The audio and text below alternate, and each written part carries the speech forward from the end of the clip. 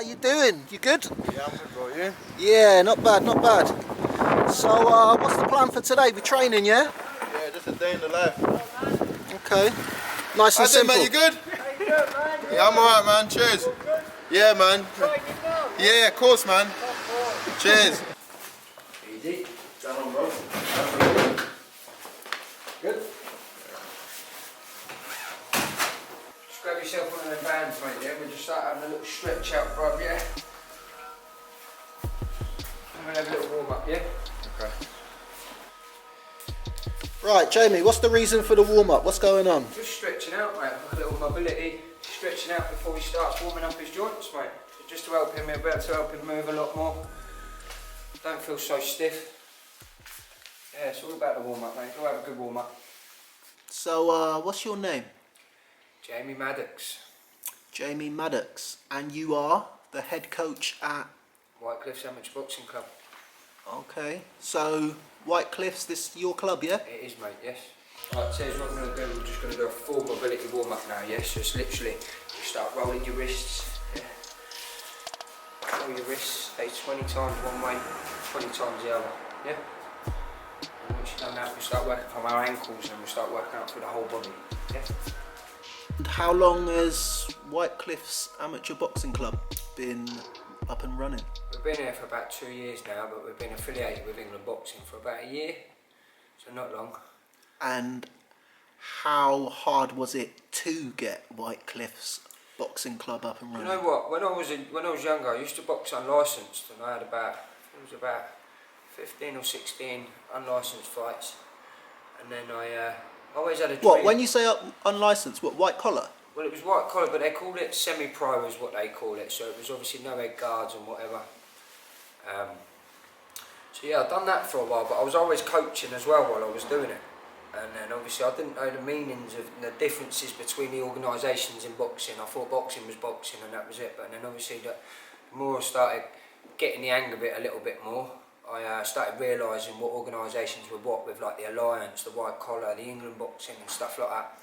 So then my son started boxing, Mason. I put my son into the amateurs, obviously because it was the better road for him to go down. That's a shot. And again. And then again. Jab. Jab left hook, backhand. Then I started going over to some of the amateur clubs and started helping out coaching and stuff like that. And that's when I ended up doing my level 1. Freeze, yeah? 3, 2, 1, let's go. I actually done half of my alliance course. I've done the first weekend of my alliance course, but I just didn't think the level of it, everything they were teaching me was stuff that I felt like I already knew. So I thought, I didn't end up going back and completing the second weekend of the alliance course. So I thought, no, I'm going to do my level 1 England. Then Elsham Amateur Boxing Club, they paid for me to do my level 1, etc. I've done my level 1. Coached there, and then obviously I always had in my head my dream, like with the coach I had before from the unlicensed club, won't take anything away from him, he always wanted to do what was best, but just didn't feel like I was getting the right coaching, so I always wanted to be that coach that I always wanted as a boxer, really, mate, so yeah. Good, pull that rear hand back to your chin all the time, yeah? Easy, pull it, not push it, yeah? Pull it back and let him go. That's it, a lot better, all the way through. Nice. And then done my level 2, and then obviously the building come up, and What? Wait, what? You just saw the building? yeah, one of my mates reached out to me and just said, Jamie, look, there's a building there, because this wasn't unlike, this used to be an old boxing club itself, and then when he said to me, he said, look, there's a place there, why don't we go and go for it? So yeah, I went for it, mate, and then this is where we are today, mate. Yeah, we've grown quite fast, really. Do you think ever he's going to call you shit? No, never. Never, bro. But it's because he's not his fighter. If you was with him, he's gonna blow smoke out your ass, and he's gonna want what's best. So then, if I was from another club and turned around and said you were shit, he'd be like, he's jealous. He's fucking jealous of my fighter. Because me as a coach, I would never call a boxer shit. They're all learning no matter what, so why would you ever judge another fighter that's trying to do good in their boxing career? Like, they're all learning. You're fucking still early on, you've got a good record, but you're still very early on in your boxing career. Yeah? So why the fuck would I even try and put you down and say that you were shit? Based off that performance, I don't blame him. But I get what you're saying as well. You didn't do shit, bro. Listen, you just didn't do you. Yeah, Yeah, I wasn't myself. Yeah, exactly. So there ain't no excuses. Thinking Matisse deserved to win on the day. He boxed better on the day. He was more busier on the day. But we just know whatever we were meant to do, it didn't happen, bro.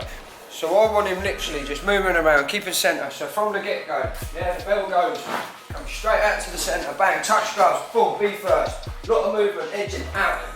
Constantly moving, constantly edging in.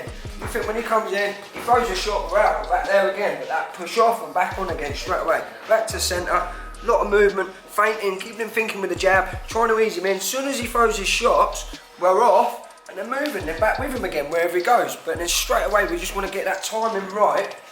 So we're alert, we're switched on, a shot comes, boom, we're there, we've made him miss, boom, we've made him miss. You look, the push out, the front foot, and then we're straight back into position. Edging in. Edging in, constantly. Out. Back to centre all the time, you know what I mean? So just that constant movement, trying to make him go first. So how do you get the funding for something like this? Because Well, that's the thing. Like, I was working when I first opened. When I first opened, I started working, and obviously everything I was working for was paying for everything to do with the club. And then obviously the more I started doing my private sessions, started earning a little bit more money so I could pay for stuff. But literally, it's a non-profitable boxing club. We don't earn no money. Like even taking boxers out to different clubs and that, it literally costs a lot of money, especially with the bus and stuff like that. It's cost a lot of money taking them out all the time. So it is hard doing what we're doing, building from scratch, and obviously trying to keep the boxers happy, because obviously boxers want to be out sparring, they want to be out active with all the time. We will give them that, but obviously it is to do with funding. We've had a lot of help with sponsors, so the town's got behind us. Like we've got CK Civils, McCavis, NT Ricks, RR Carpentry. We've literally got so many sponsors now that have come on board and helped us with our bags, boxing ring, floor, just equipment like skipping ropes, everything. It would be lost. Where we live in such a small town, it's people say to me, "What, you get sponsors and stuff in Dover?" And I think, mate, it's mental. The amount of support that we've had from the community is crazy. Dover District Council are backing us, and I think the more passion that we're putting into the club, the more we're getting from the boxers. You know what I mean? We're getting people coming from all over the place now. Like Tunde, for instance, he's come all the way down from London. We get boys from Ramsgate, we get boys from Margate, Folkestone, Deal. We get people coming from all over now because they can obviously see that we're doing quite well. You know what I mean? The more you make him miss, and the more openings you're looking for, the more things are going to become open for you to start letting your hands go. Yeah. So you think a lot of time feinting and head movement is so important. And they say all the time, yeah, moving target is a harder target. And it's fucking realistic, bruv, yeah? If I'm stood there like that in front of someone, he's just going to be able to hit me. If I'm fucking there like this in front of someone, he's constantly thinking.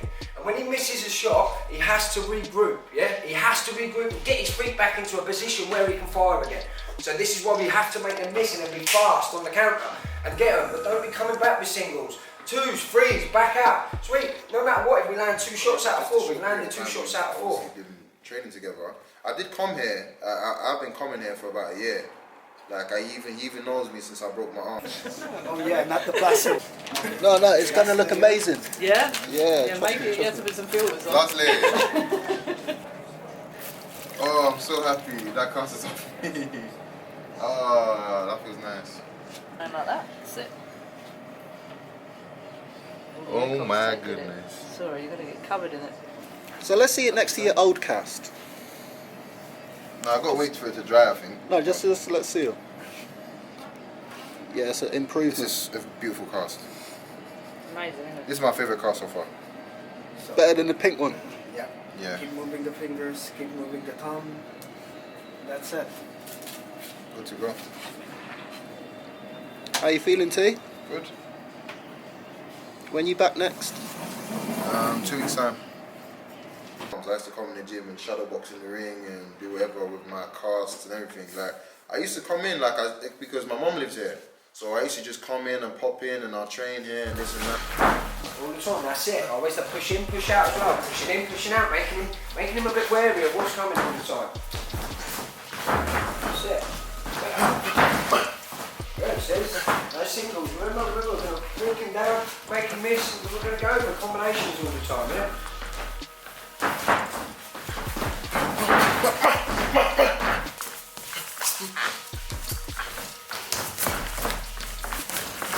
Good movement. Loosen up, relax. So, obviously, you got Tunde on your cards now, Yeah. and you entered your first championships, I'm guessing. We did, yeah. We thought we'd get him out in a couple of club shows first. I was waiting for his card. I didn't think I was going to get the chance to enter him because obviously we wanted him in. He wanted to be active with us, but where he wasn't actually with us and carded, I didn't take him sparring. I didn't treat him like one of my lads until I knew he was going to settle in with us. And then I did say to him, I said, look, if you want to be boxing and you want to be out sparring, I need your card. Because I can't be putting you out sparring and boxing if you're not under me. I need your card. I need to get you on our vault and whatever. So then he just come in one day and he said, look, I spoke to my coach, we're going to get our cards sent down and we'll go from there. And then we've just started working on certain things, like trying to change him as a fighter a little bit more. Obviously just trying to trying to go down a different road with him. Now he's moving, I think I'm your opponent, I'm moving. Yeah? You start coming in, getting your shots, I think I'm here. I'll come at you, put your push. Straight away. All the time, you're moving me, stay there. Get ready to move all the time. All the time, as soon as I'm coming in. That's it, we go and get it. So you think now, instead of going back in straight lines all the time, if I'm coming at you, swing round, so you're going to go boom, boom. No, because now you've given me the centre. So I think, right, if you're going to go back, you're going to go back, boom, and switch, yeah? Just a quick switch. You're not going to give me that centre straight away, yeah? You think all the time you're moving around, if I'm going to come all the way in, you're just going to switch round and take the centre again. Yeah, straight away, you're back into the middle again, straight away. So get in your boxing stance, right? Now you do the check left hook but with a jab. You're not going to do the left hook, you're just going to do the same movement as a check left hook. So you know when you just put your hands down a minute and then just do that little step off to the side. Boom, yeah? So that's that little step off. So now you're just going to chuck a jab into it, yeah? Just touch my hand now, because obviously I don't want you to hit me. So that, yeah, so as I do it here, if I'm here nice and loose, it comes in, and I'm off straight away. And you can do exactly the same with the backhand. Straight away, as soon as they come in and they go to the body, you brought that out, that's brought you away from the body, and you brought them straight into that backhand. That's it, yeah? Same with coming the right hand to the body, look. No, yeah. Okay, so. And you're off, you're gone straight away. Exactly the same if you're there, step that back foot out and then get ready to move, yeah? Straight away, you're off the line. We're not going to give them all our secrets. That's enough. So we went out on a club show and that was when he beat Matisse on a 4-1 split decision down in Woke Football Club.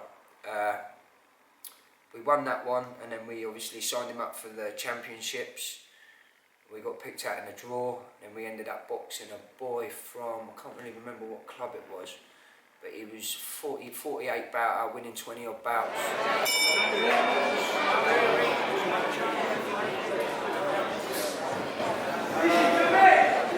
Free freeze.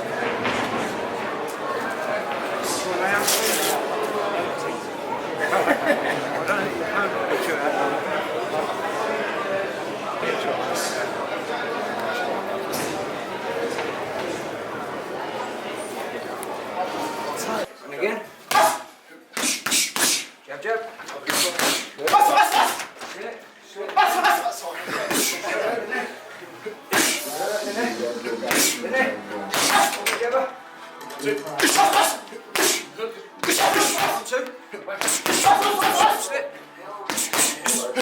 Move off straight away. Yeah, lift it. Jab. Jab. 1, 2. Have a breather. As you roll to, yeah, for that left hook to the body, just touch it, yeah, as you roll, on the left, that's it, yeah? Okay. Just do it again.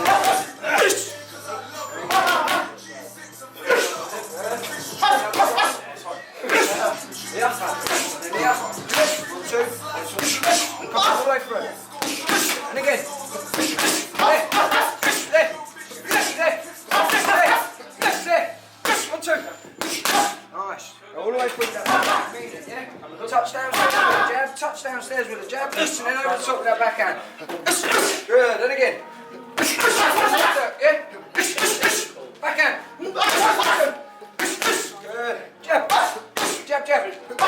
Backhand. 1, 2.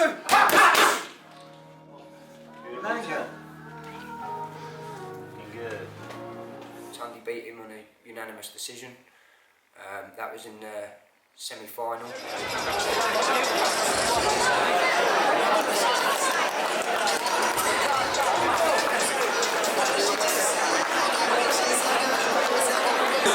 Ladies and gentlemen, we move to bout number 4 of the afternoon. An elite semi-final of 3-minute rounds under 86 kilograms. Between, boxing out of the red corner, representing Cliiff, we have Tunde.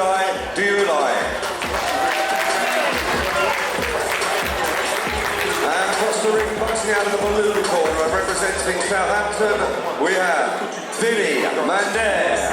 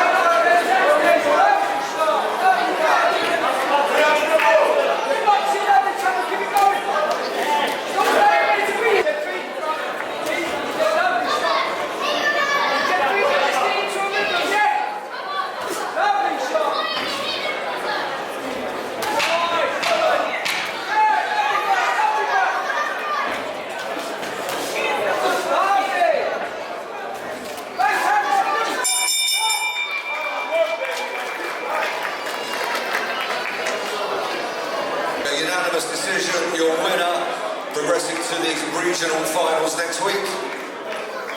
Red corner.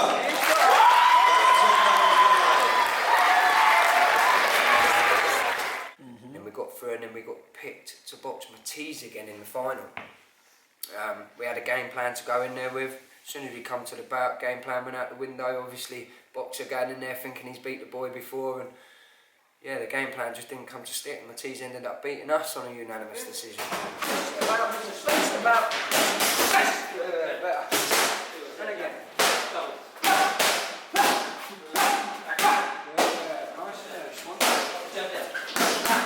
One, two, jab, jab. And again.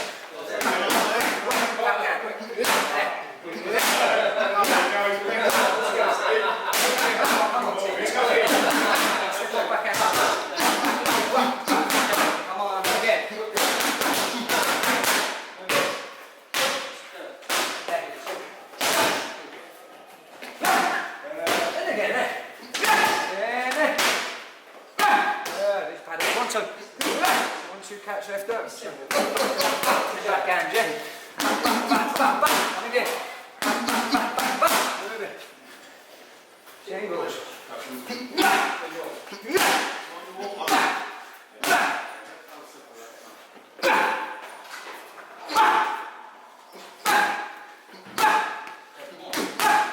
Breathe, brother.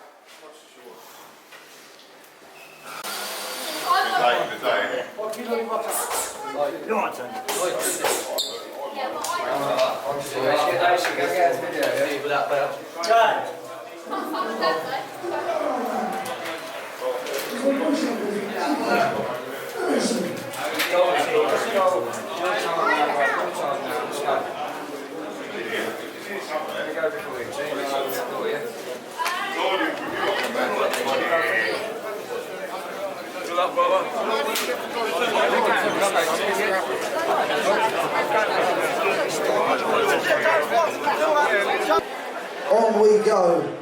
Bout number 10. The under 86 kg division. 3-minute rounds on the clock. Introducing to you first, boxing out of the blue corner, from Brighton and Hove, Matisse.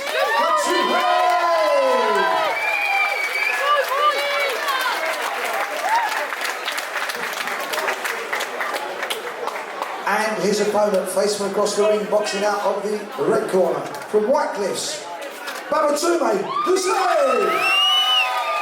Let's go out to both boxers.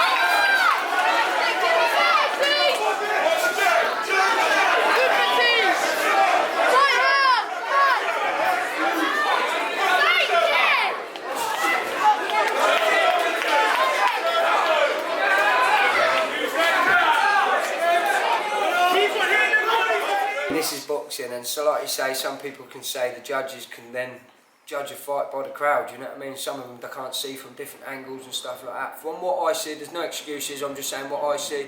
I thought we were landing the cleaner punches, I thought we were in control of the boxing ring, but like you say, Ortiz looked busier, looked like he was throwing more.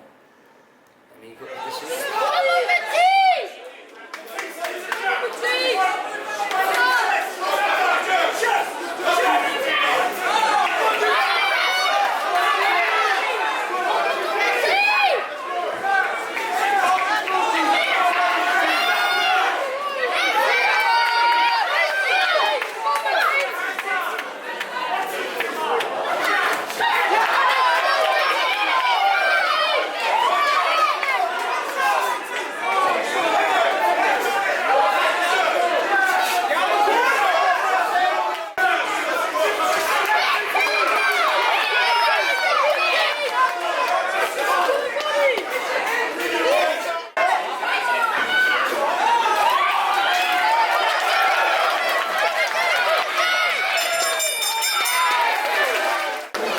Ladies and gents, these two big fellas went at it for the first bell. Come on, some appreciation. What a cracking contest.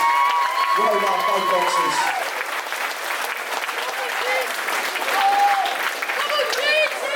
After 3 rounds of boxing, though, we are with the judges' scorecards.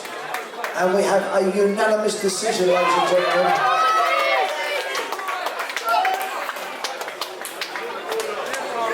And your winner, blue corner, this is Cliiff.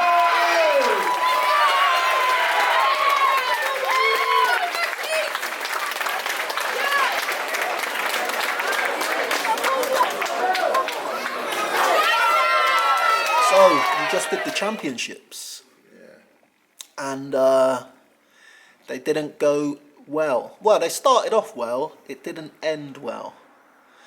So, how does it feel? Hurts, man. Hurts losing, especially when you put in the work and you know, you went in with the mindset to win. You know, I thought I was gonna win, and it didn't come off. You know, so yeah, it hurts. So the guy you fought in the final, you had already fought him before. I already beat him, yeah, 2 weeks prior. And totally different? I wouldn't say totally different. I'd say he just was a bit more active this fight. You know, he threw more shots, and I just didn't box to, you know, the best of my ability. You know.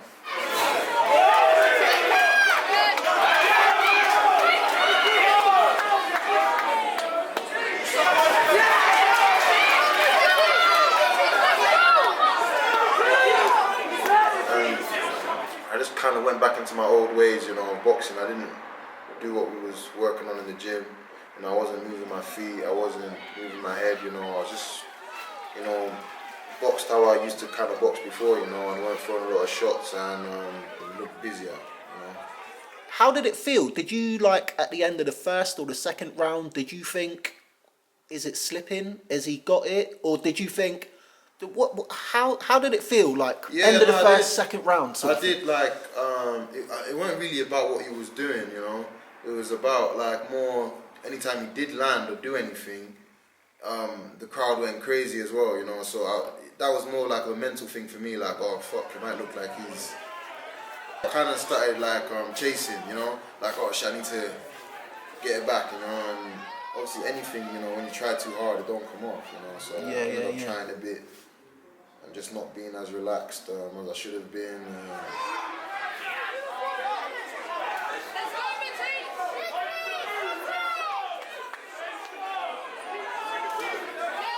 Not taking anything away from his performance. I'm just saying, me, myself, this ain't even got to do with the actual fight itself. Me, as a fighter, and him as a fighter, I should not have lost that fight. You know? That's a fair statement. That's how I say it. That's how I see it. But after the fight, did you feel like you had been in a fight? First of all. No, it wasn't like I was in a... Nah. Because, you know, like, if you've been beat, you feel it.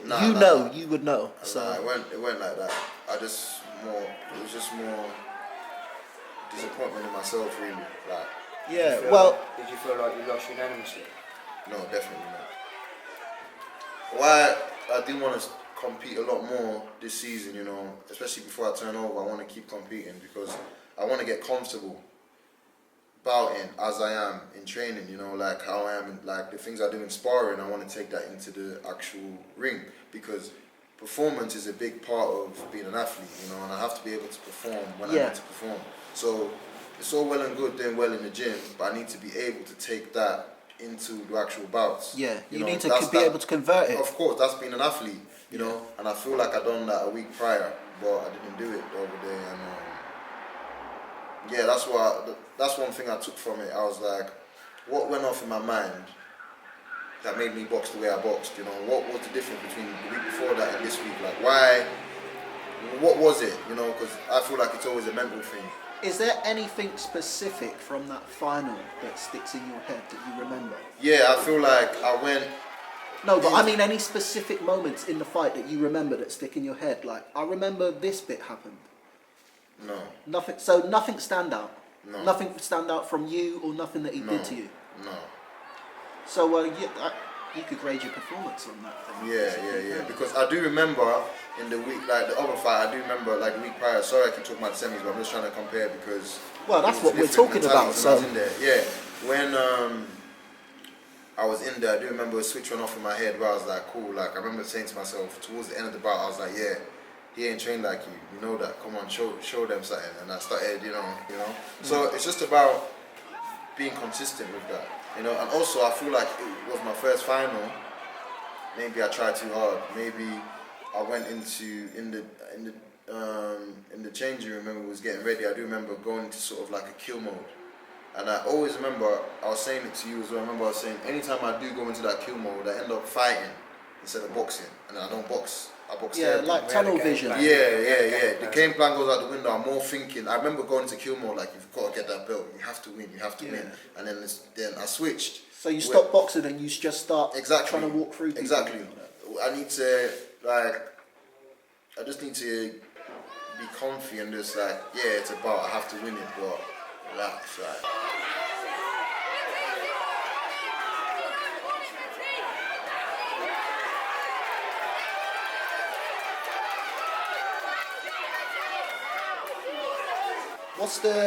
What's the main difference? How does it feel now with your new club? Oh, also, you're not in London no more. You're down here in Dover. So that's one thing I'd say. Like when I'm here, like compared to London, I'm a lot more focused on boxing, and I feel like I've got a coach now that sort of not taking anything. I'm not taking anything away from anyone, but I feel like I've got a coach now that matches my energy.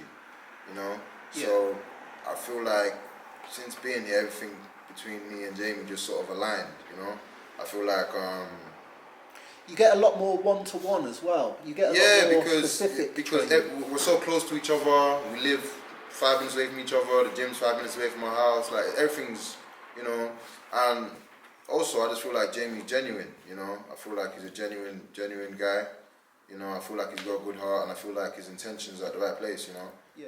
Well, yet again, it's been a pleasure, and thank you very much. And Jamie, thank you very much. Thank you, mate. Appreciate you coming down, especially all the way down from where you come from, mate. Appreciate it. Thank you. It was a long one. That's another story for another Keep time. an eye out for White Cliffs, yeah, because this is just the beginning. We're Yeah, coming. definitely We're a coming. lot to come. It's just the beginning now. We've got a long old road ahead. Well, it's been a pleasure, you two, and look forward to next time. And until then, peace. Nice one. Bah!